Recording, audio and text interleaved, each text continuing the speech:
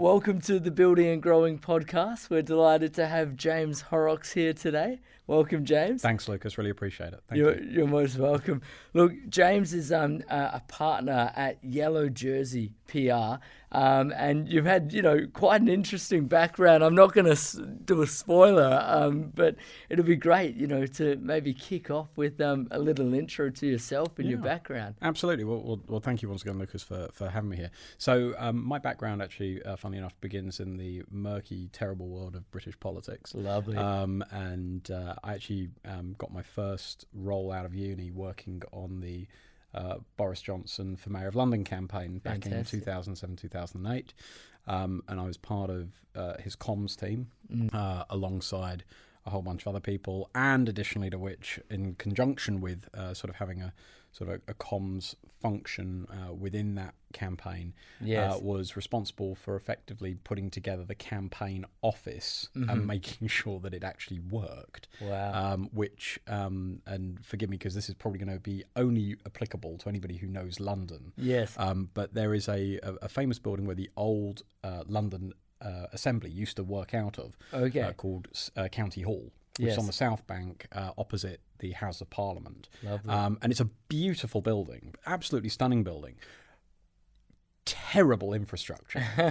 So, if you wanted any sort of cables or any sort of internet access or anything like that, it was a real challenge. Oh, no. So my job was to sort of effectively ensure that the infrastructure was in place for the better part of 50 people to work out of offices that weren't really designed for anything more than effectively a few sandwiches and committee rooms that might have been used in the 1960s and 70s. So it was a very, very fun campaign, and got to meet a load of incredible people. Yes. Boris obviously being one of them, but also some fantastic countrymen of yours, who would be remiss of me not to mention, because obviously they've had a huge bearing on certainly the way that my career has gone, but more importantly, they're also worth knowing in the context of the subsequent conversation we're going to have, one of whom is a very famous political strategist called Sir Linton Crosby, as well as now Senator James McGrath in Australia. And a whole raft of fantastic people sort of that sat around that campaign room, doing some incredible things. So I cut my teeth there before going on to work in a variety of consultancies, as well as effectively having quite an interest in qualitative research. So one of the things that you'll probably see over the course of my comments is that I typically tend to have a lot of detail around some of the things that I focus in on, because I like the nuances. I like understanding people. I like understanding why they tick and what they do and how they do it and why they do it. Because it's when you get down to that really sort of root level that you understand people's motivations and what drives them and the values they have. And if you understand those things, you can have a huge impact on the way that people interact with you, the objectives you're seeking to achieve, more importantly, really change the world for the better, so far as you're concerned, and so far as the company and the organization that you work for is concerned. So, I have a huge amount of interest in people, and so over the course of the last sort of 15 years, variety of consultancy roles, really sort of advising companies on, how best to position themselves, how best to tap into certain motivations and values that people have, as a result, sort of subsequently get a slightly, sort of hopefully better reputation in the marketplace that they're trying to break into. Fantastic. Well, look, James, what a sort of whirlwind overview of the career. I do try. I mean, started off with Boris's Mayor of London campaign, the first of many successful campaigns. I think so. Yeah, I'd like to think so. Indeed, yeah. I mean, because that was just the beginning for him. And look, I think understanding that sort of intrinsic motivation, what drives people is great for just I don't want to say the word exploiting productivity, but really getting the best out of different people and teams. So no, it's an interesting way of looking at the problem. I mean, I don't necessarily see it as being exploitative. Actually, one of the really interesting parts about PR and comms more generally is that you're effectively trying to show or hold up a mirror to the group of people that you're selling into. Yes. And actually getting into their shoes and trying to understand what it is that is challenging them, what it is that they are struggling with. Yeah. Really trying to sort of get your hands around some of these really difficult ideas and concepts that they're having to interact with every day. Yes. And then subsequently becoming part of that thought process, or at least being seen as being a solution to some of those challenges and issues. Yeah. That's the real trick. And I say trick as though that's a bad thing. Actually, if you're in any line of work where you're trying to either sell product, grow a business, try and, disrupt a marketplace, actually you have to know those things. You have to understand them. Yeah. Those tension points are really key. And if you don't understand them, and if you're not able to articulate them in a particularly strong or compelling way, unfortunately the status quo is going to win. Yes, indeed. And I think, what you've alluded to us discussing these points, and I think one of the key themes of today's podcast is going to be the sort of similarities that exist both in the political campaigning sense, but also businesses when it comes to really tapping in to understand that intent and tracking it as it sort of changes. Yeah, absolutely. And it's quite interesting because obviously I know that this is an area that you've had previous conversations about. Yes. And I'm conscious not to sort of echo too much of what's been said previously, because I think that an awful lot of what one of your previous guests, Cam, forgive me, I've forgotten this. Cam Sinclair. Cam Sinclair, yes. That's right. A lot of the observations that Cam made in the podcast that he had with you were absolutely on the money. And it's very difficult to disagree with somebody who is as articulate and as intelligent as Cam is. And so I'll make it a policy not to ever do that. But what I would say is that what's really quite important for anybody who's trying to engage with comms to try and understand is that in essence, there are only ever two types of campaigns that are ever run. Mm-hmm. One is stay the course. Yes. Stay exactly as you are, right? Because everything's good. There's no reason why you need to jump ship. See all these other products and offerings that are out there. Ignore those. Stick with what you know. Yes. Right? Yes. The other is change. Yes. Or at least some sort of evolution upon what is already in the marketplace. Indeed. And that is where I think that sometimes for all the wizardry that people sort of chalk up to comms and PR professionals, if you're to distill it down, there are two campaigns: change or stay the same. Yeah, and that's fantastic because it really is. The more I learn about business, the more that it's emphasized that it's just keep it simple. You know? And I think that's a great way to break down campaigns: stay the course or change. That's right. And you can then just break it down into more granular sort of categories from there. That's exactly right. And to that end, and it's probably worth saying thereafter that although I've simplified how these sort of broad buckets of comms and campaigns tend to operate, thereafter it becomes that this is where you get into the art of it all, right? And so most consultants worth their salt in this space will talk to you about effectively a methodology as to how you then subsequently define what your communications should look like thereafter. Typically speaking, the most important aspect of what follows is if you can articulate in as specific a way as you can what your objective is. Yes. Right? If your objective is too broad, you are not going to be able to find particularly compelling messaging or particularly strong voice in a marketplace of ideas that, frankly, is, if we're being totally honest about it, quite cluttered, quite disorganized, quite chaotic. And so as a result, if you don't have something that immediately cuts through that right to a point or a problem or an issue, you're going to really struggle. And so to that end, if there's sort of a subsequent follow-on, once you've established, am I a change-based business or am I a stay the course kind of business? Am I in a sort of effectively an ascendant position within an industry, or am I sort of trying to crack into the industry? Once you've established which one of those you are, from a comms perspective, it's then about how specific can I get around what am I trying to achieve. And Yes. thereafter, the subsequent line of thinking is, well, who am I going to be targeting in order to make that decision? Yes. How do I get to them? Where are they? What matters to them? Yes. What do I say when I get to those guys? Yes.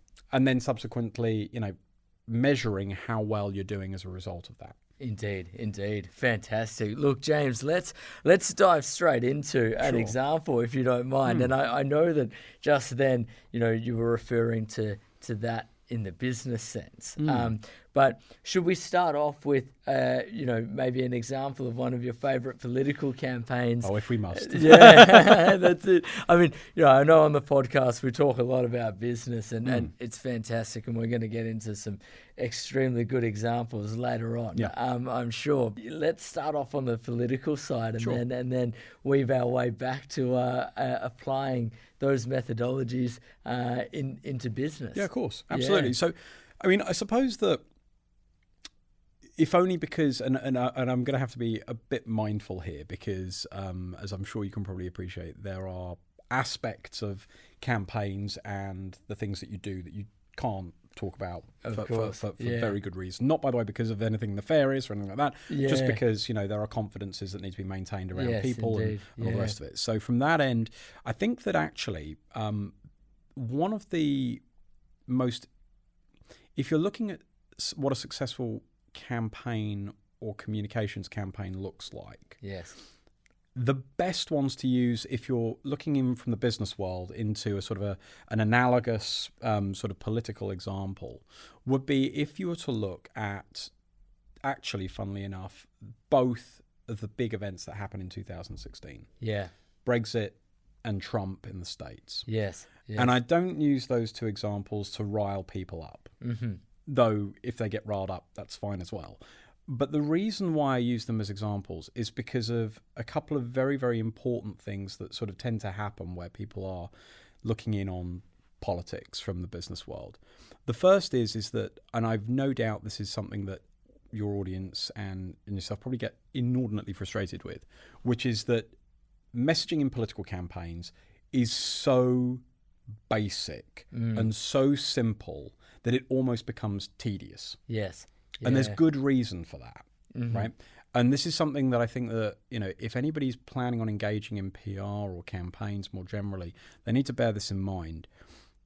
On average, it takes about 14 iterations of a message in order for it to land with anybody. Far out. Yeah, that's incredible. So if you're, for example, just a regular Joe and you're going on your commute and you're on the way to the office, think about the number of messages that are being bombarded at you at that moment in time. You might be on the underground, you might be reading an advert on the side of the tube. You might be listening to a podcast which has got somebody talking about what they do, how they do it, like me right now.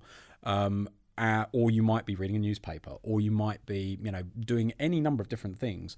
All of them are giving you messages of some description. Indeed. But you don't actually remember very many of them. If you go get to the office and you think to yourself, what was I just doing on the tube? I've got no idea. No idea whatsoever. However, the art to good communication is repeating the same message over and over and over again. And it means that as a result, if you tune into that message, you will get desperately tired of it. Because it's designed to tire you. It's designed to get you to think, I now know exactly what that person stands for. Far out. So if you take, for example, a political campaign where you've got a finite window of time to explain to somebody what the choice on offer is, you have to make it very crude and very simple in order to cut through the noise that we were talking about beforehand, in order to get that message across as clearly as possible. So, from that end, if you ever see a politician who's appearing on some show or another and they've been asked a question and actually the answer bears no resemblance whatsoever to the question that's just been posed, there's a reason for that, because they know that you, the viewer, might only tune in for 2 minutes at the very start of an interview because you're too busy getting the kids ready for school, you're too busy getting yourself a coffee in the morning, whatever it is that you happen to be doing, because you're a busy person. You've got lots of things on the go. So they need to make sure that every single time they get asked a question, they pivot back to that message as strongly and as quickly as they can. Yeah. Without it, then you're never going to know what they stand for. That's right. So going back to our discussion about, Brexit and Trump for a moment, both these two campaigns were fundamentally and have been fundamentally misunderstood by a huge number of people. Yes. Because while you can have, arguments about whether or not either of them are good for Britain or the States respectively, what you have to appreciate and accept is that the reason these campaigns were as effective as they were was because they managed to distill a really complex set of emotions that sat around a whole heap of different issues into a really short, sharp, simple message that cuts through. Take back control. Make America great again. These two statements were so incredibly powerful precisely because they captured an essence of change. And more importantly, in the case of the States, or actually in Brexit's case as well, they both captured this idea that things were previously better at an undetermined point in the past, which we could return to if only you were to make this particular choice. Now, put a different way, can you remember what Hillary Clinton's campaign slogan or message was?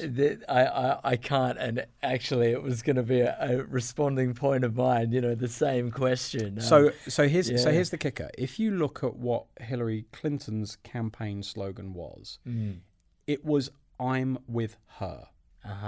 Now, look, again, I recognize, by the way, that there are probably a lot of people who are listening to your podcast who will think to themselves, well, actually, I can understand that. I mean, I'm effectively identifying that I vote or want to vote with this particular candidate. But also think about what that message says to the American public. It says that actually this election isn't about them. It's not about the country. It's about her. It's an egocentric message, which in turn means that it leaves a lot of people cold who might have thought to themselves, I'm prepared to give her the benefit of the doubt, particularly as she's running against a guy who is quite plainly a little bit on the narcissistic side, shall we say. But it just confirmed automatically that actually this particular vote was not about voting for her, was not about voting for the country. It wasn't about a future program for the country or a direction of travel. It wasn't about a sense of what we're trying to capture, an essence. It was about her. And so for however, bombastic and however, crazy at points his communication style is, at least in the way that he framed the choice, he basically said, actually, you know what, look, listen, if you want to vote for me, I'm basically going to take you to a point in American history where we're all, doing well. Where we're implicitly voting for greatness by voting for me. He didn't mention himself. That's right. Whereas Hillary's mistake, in my view, was quite aside from the fact that she's obviously, in herself, she's quite a polarizing figure in American politics anyway. Her biggest mistake was that actually, if you were trying to distill what her message was, it fundamentally came down to a candidate choice. Which is very, very interesting. And, it's got me sort of thinking about the recent Turkish elections. The opposition was a number of different groups that weren't traditionally aligned, but what did they stand for? Wasn't necessarily as clear as, say, the incumbent. Was standing for sort of family values, military technology advancements, and ultimately, I think some of that really simple and fundamental messaging is what gets people across the line. Well, it does, but that also actually comes down to understanding the emotional and value drivers that make people more inclined to vote one way or the other. There's a lot of research that sits around sort of the way in which people relate to their country, or more importantly, sort of decisions that they have to make regarding their country. Yes. And we sort of loosely refer to them in political circles as being values, right? And obviously, you mentioned family values as being one of them, right? Yes. And it is one of them. There are many, many others. It's just about trying to ensure that you're able to align yourself with the value that is going to persuade the right people in an election to side with you. Yes. And actually the point about, sort of family values in particular is that it's about ensuring that people feel that they have a stake in this particular election. Yes. And that stake is something so fundamental and personal to themselves that they kind of feel like, well, I sure as hell don't want to risk that. Yes. Yeah. And so as a result, you can pull on that as almost effectively a stay the course kind of campaign. Yes. Because you're saying, this is so fundamental to you. If you do anything to disrupt that, you don't know what's going to happen. It introduces a component of the unknown that you can't really afford right now. Therefore, I'm going to back the guy who's going to say, I'm going to make sure that this thing is kept nice and safe and secure for you. That's right.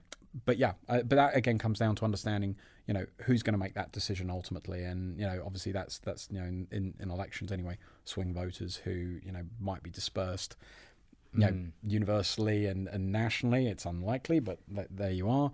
And in some instances, it's about identifying target seats and target geographies and constituencies that you can go after and sort of make the case for that particular demographic and say, right, okay, this is the pitch to you. Yes, indeed. And that stay the course example that you just provided then reminds me of the other Clinton in the room, Bill Clinton, and his sort of response to the Lewinsky affair, which was purely, I watched the speech a couple of years ago. It was purely focused on the economic fundamentals and just getting people to focus on those. And so they, sort of forgot about the affair or didn't mind about the affair because they were just focused on what they valued. Well, that's it. That's exactly right. And in actual fact, it's sort of one of these things where, I'll sort of say now that one of the biggest challenges, certainly with the media environment that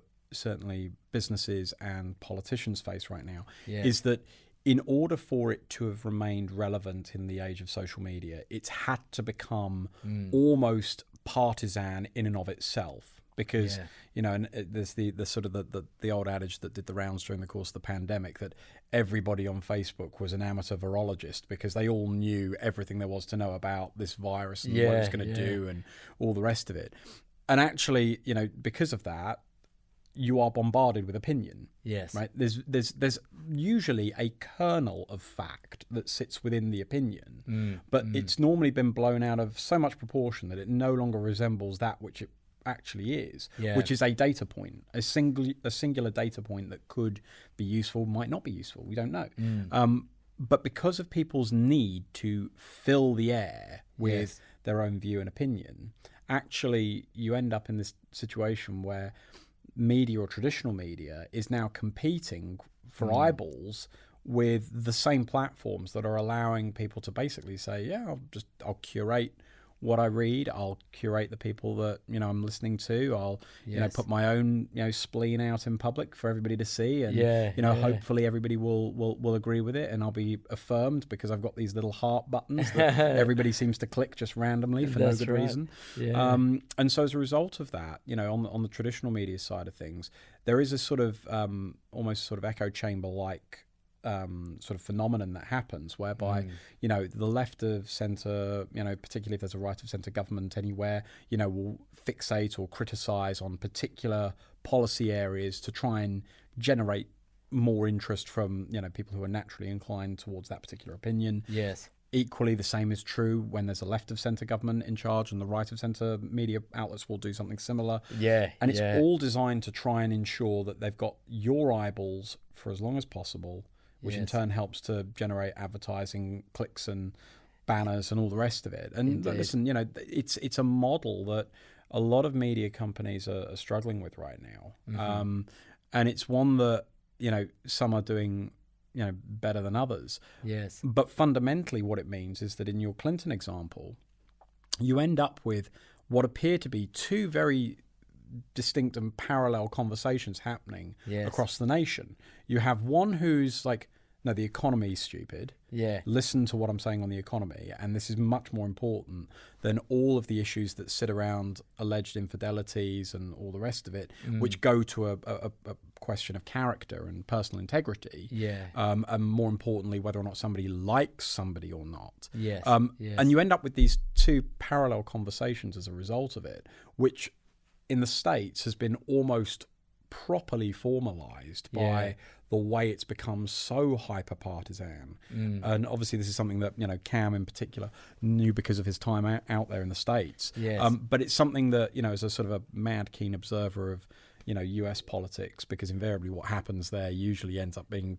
transmogrified somewhere else, and all the rest of it. So but you see that happen, and you can't help but think as a result, well, given that that's the context for any business communications that subsequently are going to go out, you somehow or another have to cut through some incredibly powerful narratives and storytellings in order just to be heard by perhaps a fraction of the people that you would like to speak to.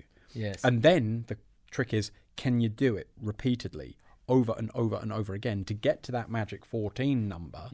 Where somebody's like, I now know that company by name recognition, to be able to buy that product or service, to be able to say, I trust that company.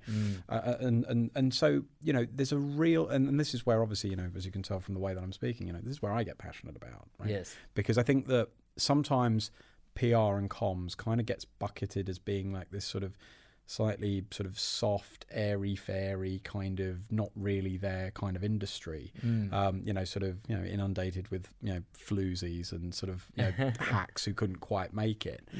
But actually, there is an enormous amount of talent that's required to be able to take a very, in some instances, quite ethereal or conceptual idea, establish a story or a context for that product to exist in, and then explain the benefits of that thing, which might not, by the way, even have been created yet, in terms that are going to attract investors, attract potential customers or clients, and also keep broader societal stakeholders happy at the same time. That's a real trick. That's a real challenge. And it's one that, certainly I love. So Indeed. And look, James, you've preempted my question. Oh no, it's going to be a short podcast. No, that's all right. It's good. Because I was going to ask you, what PR and strategic communications are.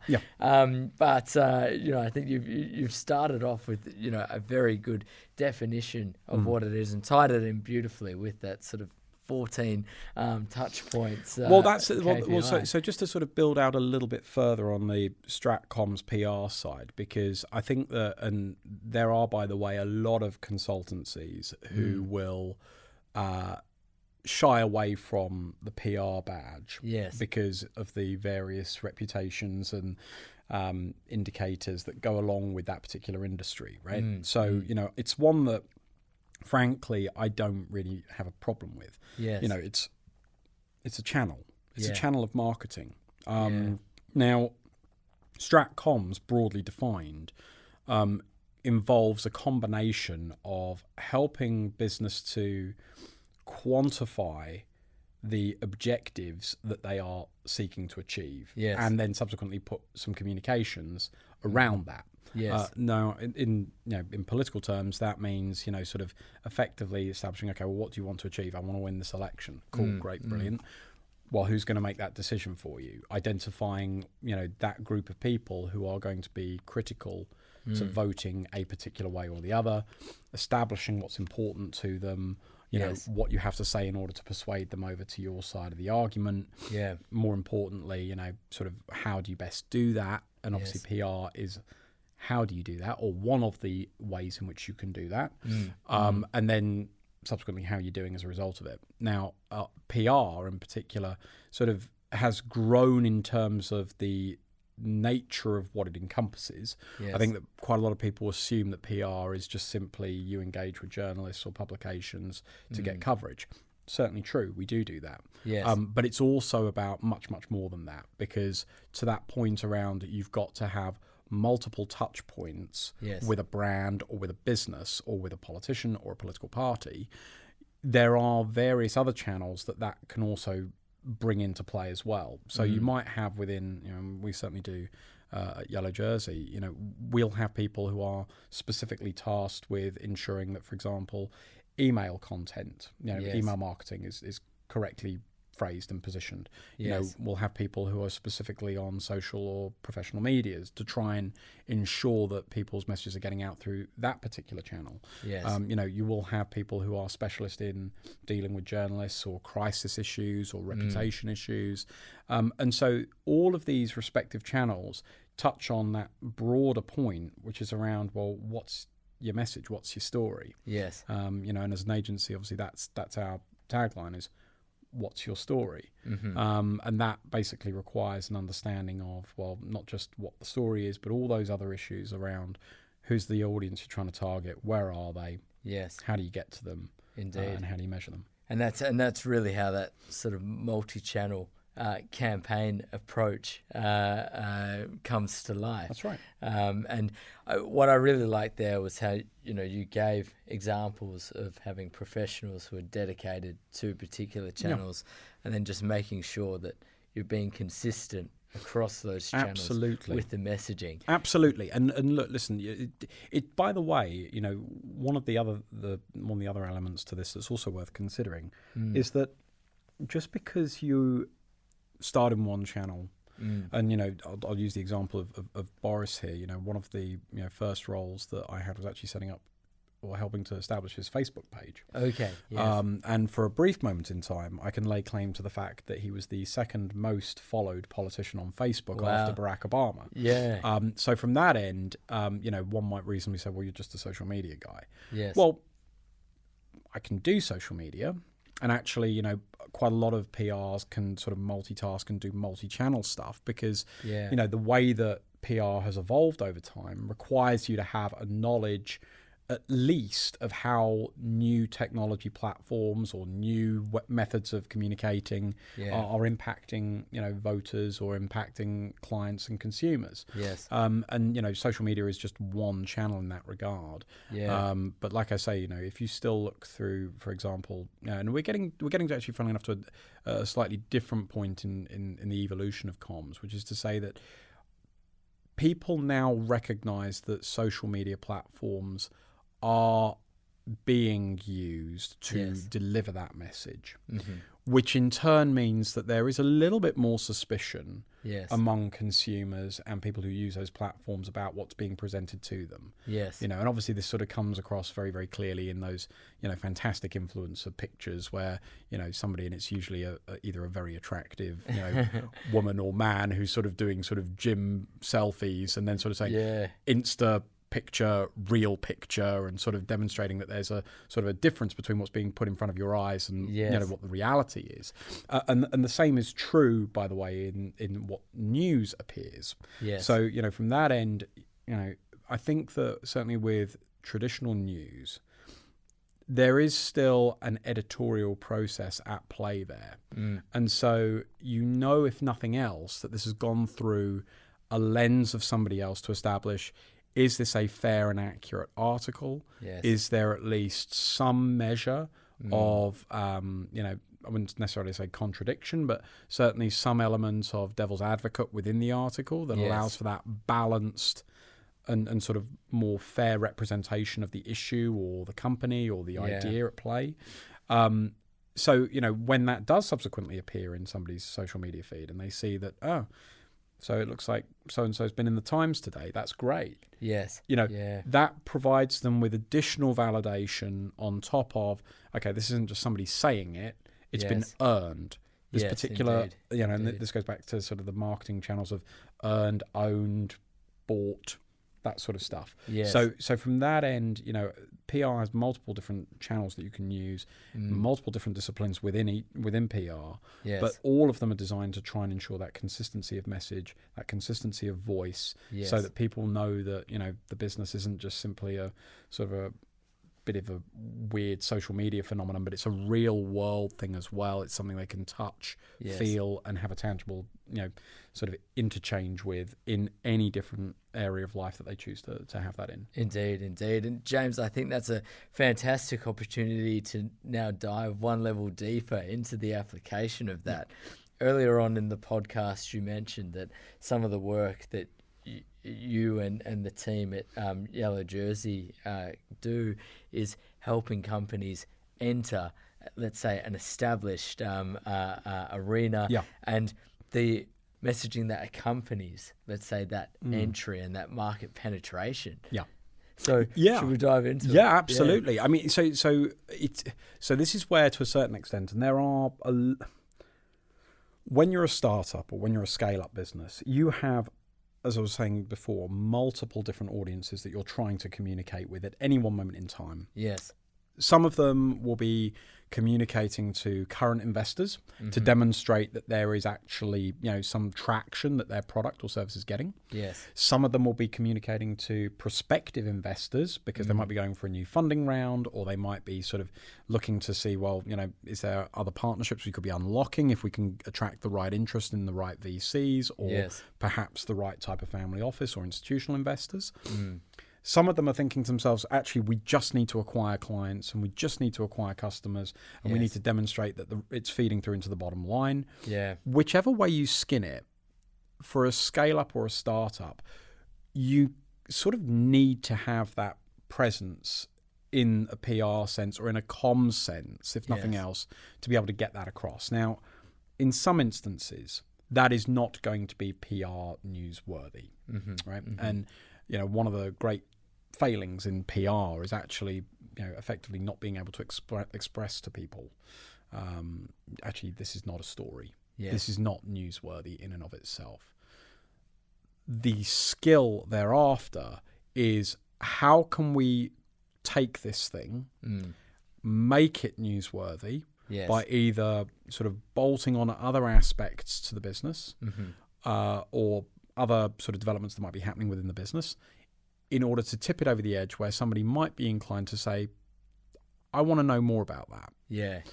And with startups and scale-ups in particular, you are talking about a group of companies who invariably are dealing with, you know, new product, new service that people don't have an instinctive understanding of.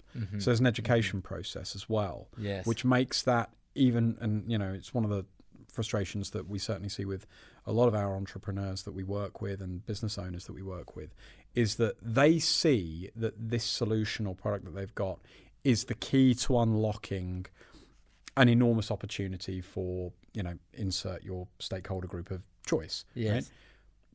However, in a new environment, in an environment in which you've basically created the reality of, you need to somehow or another anchor that in some sort of nomenclature that people understand. And that's where actually, you know, the most important thing for startups and scale-ups is to get their narrative right.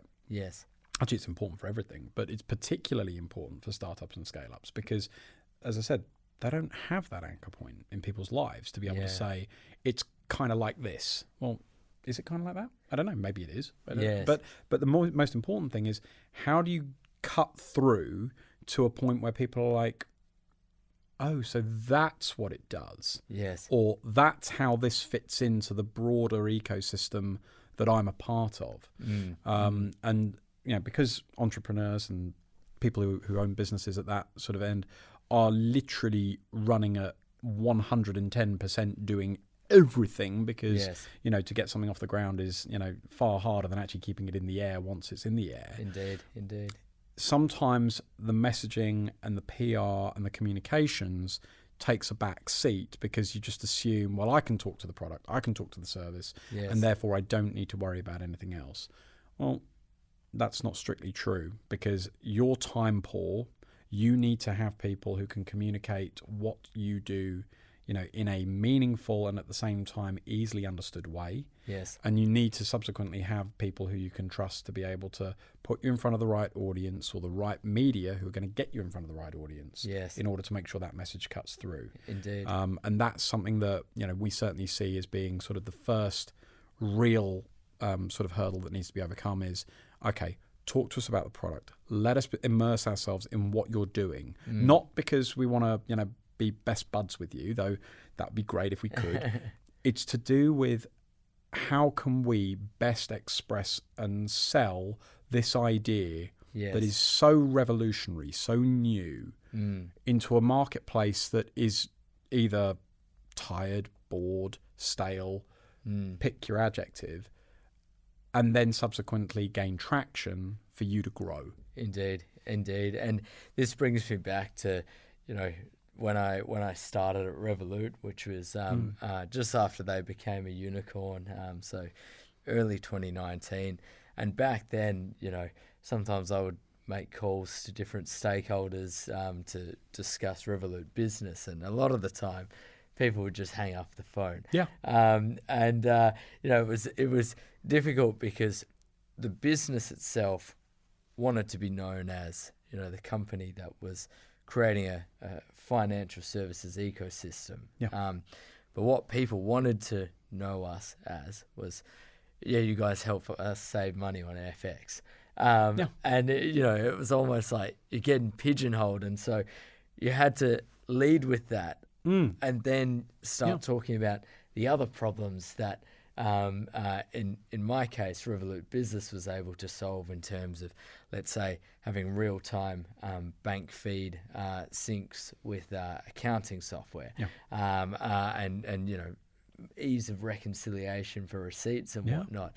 But sometimes I would say, people would say, "What are you guys doing?" And I would say, "We're disrupting fintech. We want to do everything." But that's not the answer that resonates. No, exactly. And actually, and it's interesting that you should use the Revolut example because it goes to a point that I know that Cam was making in his podcast, which is about creating that beachhead. Right? Yes. For Revolut, the beachhead was Horrax. Yes. Right? Yeah. And so to that end, because of how powerful that idea was, that you weren't getting particularly good value on Horrax from other banks, that stuck, right?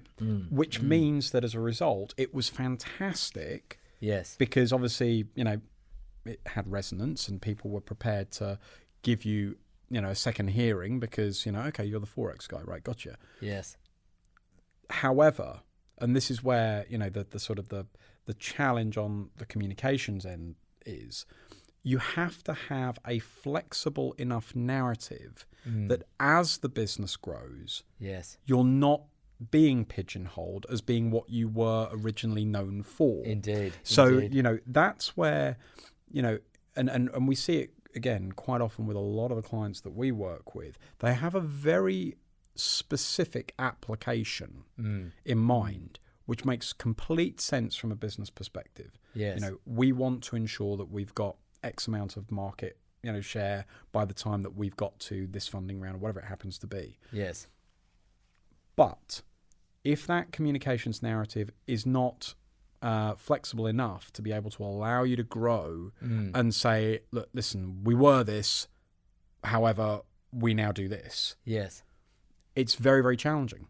Another good example, and forgive me, I'm going to lower the tone somewhat. No worries. But a great example of this actually is OnlyFans. Okay, yeah. So obviously the reason why you're smiling and nodding in the way that you are is because obviously you're aware of what OnlyFans is most famous for, right? Yes. Mature content, shall we say. That's it. However, interestingly, in terms of what that accounts for by way of total content on the platform, it's actually only 30%. Okay, wow. So in terms of what people assume this thing does, it's a big part of what they are, yes, but actually it's actually a minority of their total content. Indeed. What they actually are is a payment provider. Yes. Right? They actually facilitate the transaction of money between a content, consumer. Yes. and a content creator. That's right. It's a platform. Exactly. Yeah. It's almost payment rails. Yes. And so as a result of that, but rather as a result of some of the, let's say, some of the implicit marketing and some of the implicit stuff that sits around OnlyFans, they've kind of ended up in a bit of a pigeonhole. Yeah. And that's, by the way, not to say that, I'm sure that there are some very, very smart people who are working to try and get themselves out of the pigeonhole. Yes. But it's something that obviously people automatically assume is what they are. And as a result, there's, a stigma that sits around that business as a result. And, at some point, I'm sure that'll change. But there are these sort of instances where what made you or what got you your break or what got you through that initial hurdle of nobody's ever heard of me. Yes. Can sometimes hold you back in the longer term if the comms are not flexible enough and if they're not able to effectively sort of factor in what else is happening within the business and within the organization. Yes, indeed. Look, I think that's a good example, because that statistic of mature content being 30% of what's on the platform, you wouldn't have thought it. You wouldn't have thought it. And this is where I do think that sometimes, and look, we're all guilty of it, and actually, in actual fact, this sort of feeds into the comms side of things. We're all guilty of mental shortcuts, right? Which is to basically say, I think I know what this thing is because somebody has positioned it this way. Yes. Yeah. Right? But actually, that means that the comms have not done their job. Yes. Because they're not illustrating the nuance. They're not illustrating what it is that you want to be known for. They're trying to find the quickest way to express a very complicated idea. Yes. And that's where you end up with, and you've probably seen them yourself, Lucas, over the course of your time in business, but, these sort of very well-meant websites that don't actually explain what it is that the product or the service does, but rather speak to a challenge or an issue, and therefore as a result it's very easy for people just simply say, actually, it's that, I can bucket it as that, and I can move on because it's not really where I'm interested in playing. Yes. But you have to get that nuance in there. You have to somehow or another express the idea in a way that is compelling, is interesting, and is sort of something that is unique enough in a landscape where everybody is competing against everybody else over share of voice or position in publications. You have to be able to get that through as quickly as you can, but more importantly, without losing the nuance and the ability for it to grow over the course of time. Indeed. Look, fantastic insights there, James, particularly around, just that nuance of the message being specific, but, also keeping in mind that you need to repeat that message over and over again in order to be known as, this company has entered this market because of X, Y, Z. Absolutely. Just consistency, I think, is key there. Absolutely. And this is where I think that, and I know that instinctively startups and scale-ups, they want to make sure that their money goes, because of how finite it is, they need to see it go as far as is humanly possible. Yes. But it really does, it should be a consideration where you're putting together your marketing budget.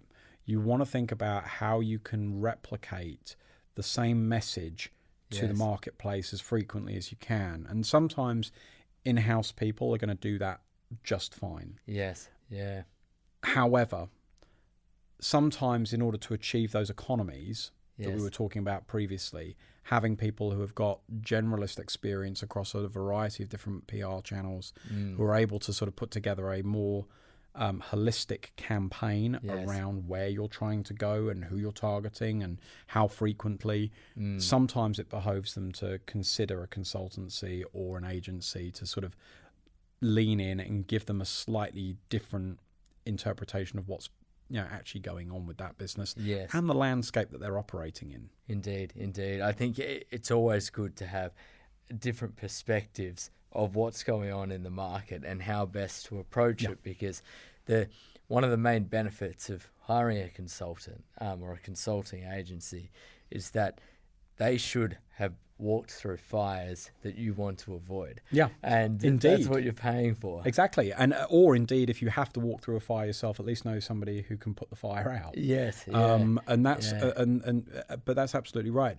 And I do think that obviously, you know, there's a very, very particular set of challenges that sits around startup and scale ups in terms of how do you know. Yes. How do you know that you're getting the right person? How do you know you've got the right team around you? And we're not just talking about the internal team. We're talking about those external advisors, whether they're board members or whether they're the VCs that are on board with them, or whether they're the PR or the marketing agency that you're working with. It's really, really important to make sure you get that right. And if you can get that right, then obviously, you know, the sky's the limit. But, you know, sometimes you have to sort of, you know, kiss a few frogs, and you know, unfortunately, you know, we see quite often that, you know, people do have those difficult or not so pleasant experiences with agencies, and then it's a case of having to rebuild that confidence and faith and trust that actually this thing does work, it can work, and it will work, but it does require a bit of time and investment in order to get there. Indeed. So talking about the sort of time and investment to get there, what I want to do is sort of just throw a question at you in terms of PR. Sure. So if, let's say, there were 3 key takeaways from PR that you would give business owners or you know, C-level teams, what would they be? So the first one is actually sort of something that comes from my management consultancy experience, which is actually, it's not what you do, it's why you do it. Yes. Which is a bit of a trite way of saying that people want to know about your motivation. And look, listen, businesses are there to make money. Of course they are. However, what's the problem you're solving, and why are you trying to solve it? Yes. Because I think that people, and this goes to number 2, actually, funnily enough, people like stories. Yes. They want to understand you in the context of something that's very, very human. How can I relate to the story, the moral of the story, the thing that is driving the story forward? How can I relate to it as an individual? Yes. So it's not what you do, it's why you do it. Yep. People want to hear this through story form, hence narrative. Yes. Right? And thirdly and finally, repetition. Because you might think to yourself, but we did that already. Yeah. You did. And so you've got to keep And doing you've got to keep doing it. Yeah. Because there's only one thing that gives people more nerves than not seeing you at all. Yes. And that's if your messaging is changing regularly. Yeah. Because then it suggests that 1, you don't actually know what problem you're trying to solve. 2, it then sort of leaves the, you know, sort of the person listening to it in a bit of doubt about, well, can I trust this thing? I mean, they're asking me to buy a whole new service or product here, and I've heard them say this in this location. I've heard them say this in this location. Yes. The most important thing to remember in all of this is that unless you're repeating that message over and over again, you might as well assume that nobody's heard it. Yes. Yeah.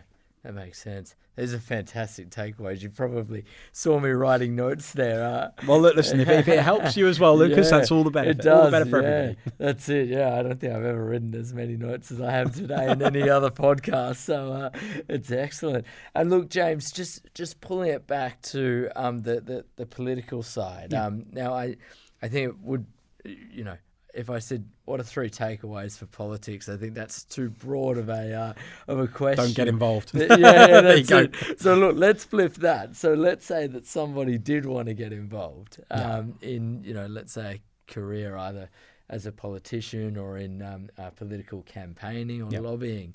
And I know I've gone very broad there. But what would those 3 takeaways be? So I think that probably the first one is that, and look, there's a part of what I'm about to say that is going to probably tick off a few people, and probably younger listeners in particular. It takes time to build stuff. Yes. Right? And not just businesses, not just organizations, not just culture. but it takes time to build careers. Yes. Yeah.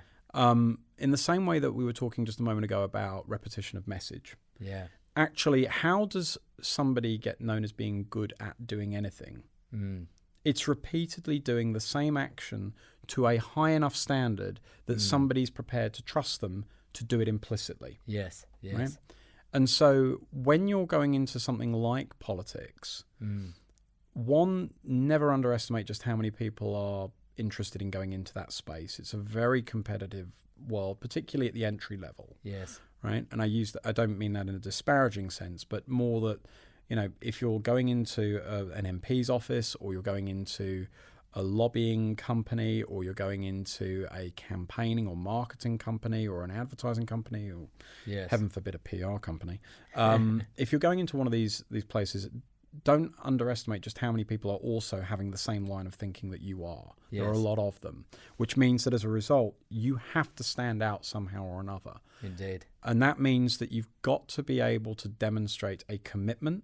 You've got to do it on the regular. Yes. And if you're not demonstrating that commitment and you're not doing it regularly, then frankly, people are going to effectively see you being a bit of a flake, not really engaged for the long haul. Yes. And more importantly, because of that, they're not going to trust you with what will be the next big ask. Yes. And that's where, in particular with politics, where you've got, what is the big ask next after anything? It's always the next campaign. Yes. Right? Yeah. And that means that as a result, you get judged on win-loss. Yes. Right? It's a very binary outcome. And so, if nothing else, while you are, potentially, because you will be, and we've all been on the losing side of campaigns. Yes. When you are on the losing side of campaigns, you don't want to be the guy who people sort of saw flake out or not be committed to the cause, not supporting their colleagues in times of need. Yes.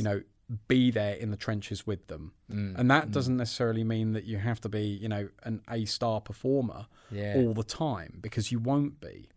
But it does mean that you have to be able to demonstrate that you're there, committed to the cause, doing what you can. And, in the long term, people remember that. Yes. One personal anecdote, and there are only a few number of people on the planet who actually have heard this story before. Yes. But there was a very particular campaign I was involved in 2009, which was, for all intents and purposes, a incredibly difficult campaign. Yes. Which was being run across multiple countries in Europe. It was actually during the course of the European elections in 2009. Okay. And one of the things that became immediately apparent during the course of that campaign was that regardless of how fast you spun at the center of this campaign, regardless of how much work you got through, regardless of how much effort went in, you were not fully in control of the outcome, because it was being run at national level by so many different people that frankly you were almost reliant on their execution as much as you were on what you were doing. Okay. Now, because there were so many people in this particular scenario that I'm outlining, the campaign failed. In the sense that, we started off with, I think it was something like 4 MEPs, and we ended up with 1 or none. Wow, yeah. So it was a proper defeat by any stretch of the imagination. But the thing that stood out, and the people that stood out on that campaign, were the ones who went the extra mile at every single junction in order to lose. And that's crazy, because you lost. But you remember the people who went through it. You remember the people who were there at 10 o'clock at night plowing through stuff. You remember the people who, my instance, and there's a story that I can't tell for a number of reasons, but you remember the people who were with you in the hotel in Rome where you had to get a lot of people back to a different country, and there were a huge number of problems in getting them back there. You remember the people who were alongside you when things were most difficult. Because when things are most difficult, they know that you're going to be there regardless. Yeah, that's right. So if there's one central piece of advice, it's be committed, be present, yes, and do everything you can in that moment to do your best work. yes, And yes. that really is it, because everything else, whether it's the political connections, they will come secondary. Indeed. Right? There'll be people who already have a natural advantage anyway. That, you know, I think that the euphemism is, you know, nepo, whatever, right? There'll always be people who'll have the ins or the connections or the ability to be able to pull the meeting from nowhere, right? But they can only call that card so many times. Yes, yes. What they can't call is a determination to get the job done regardless of the circumstances. Indeed. So one key piece of advice: be committed, be determined, stay the course, do your level best at every single opportunity, and opportunities will arise. And when they do, same application. Yes. Over and over and over again. Because That's if right. nothing else, like I say, you lose, fine. Indeed. Loss is sometimes what happens. But then it means that those people who are with you on that loss will know that you're there through the bad times. Mm-hmm. And particularly for, actually, you know, to go back to the conversation about startup and scale-ups, Yes. so many startups and scale-ups fail, right? People want to know that you're going to be with them all the way through, whether Yes. it's good or bad. Yeah, right? that's right. And unfortunately, too much of it becomes transactional. Yes. Business relationships are built on a foundation of having gone through some difficult times, trying to evolve or reiterate the solution, create a better one, come back stronger, fail again. It's always making sure that you get up after you've been hit. That's right. That's right. Yeah, just that repetition, keep showing up. Keep showing up. Keep being there. Even when that end goal seems so far away. Absolutely. Just keep taking the next step, even if it's a baby step. The little incrementals all add up. That's exactly right. And you know, so and the reason why I say that, you know, some of your younger listeners might not appreciate that is, you know, because I think that there is a tendency, particularly in a world which is so oriented around social media in particular, to sort of see clips on LinkedIn, like you'll see with the podcast, or, you know, sort of clips elsewhere, and think that guy got it made. Yes. And you know, all I have to do in order to demonstrate that I've got it made is get on to a show, a podcast, whatever, talk my spiel, get it done. There's a lot more to it. That's right. And I think that sometimes, you know, particularly because of these platforms, people forget that. Yeah. They don't necessarily see the stuff that's gone on beforehand. The 1,000 steps before you make one in public. And look, listen, I'll say this as somebody who's, you know, losing their hair by the day. You know, this is it's a byproduct of the effort. Yes. Right. And clearly, you know, you've put in a lot more effort. But you know, but you know, you put the time and the effort in up front, and you really work through it, because people then subsequently know you as being the guy, or gal, the guy or gal who's going to be there regardless. That's right. That's right. Indeed. James, we've covered a great deal today. It's been fantastic. I've certainly learned a lot. You know, probably the favorite quote of the podcast has been the two categories that you've got when it comes to the campaigning: stay the course or change. And I love the 14 you know, sort of message touch points or repetitions that you mentioned as well. Yeah. Well, just remember that, and actually, you know, this is one final point. It's really, really important not to be disheartened when you don't think your message is getting through. It will break through. But it's sort of one of those things where it's incremental. Yes. Right. Yes. You know, it might be one LinkedIn post that you think to yourself, it doesn't count for a hill of beans. Yeah. Yeah, it does. It does. All of it does. Every single piece of comms you put out, whether it's an interview, whether it's a LinkedIn post, whether it's all of it matters. It does. Yes. And you know, at some point you break through, and when you break through, you know, you want it to be for the right reason. You want it to be for a reason that everybody can sing off a hymn sheet Yes. without having to worry about, oh, I didn't know you did that. Yeah. You want people to know you for one thing and one thing only. Get it through repeatedly over and over and over again. Yes, indeed. James, thank you so much for joining us Thank you for having me, and Lucas. I sharing your appreciate wisdom. Thank you for that. No worries. Thanks so much. And, we look forward to hearing all your developments in the future. Likewise. Thank you. Thanks again.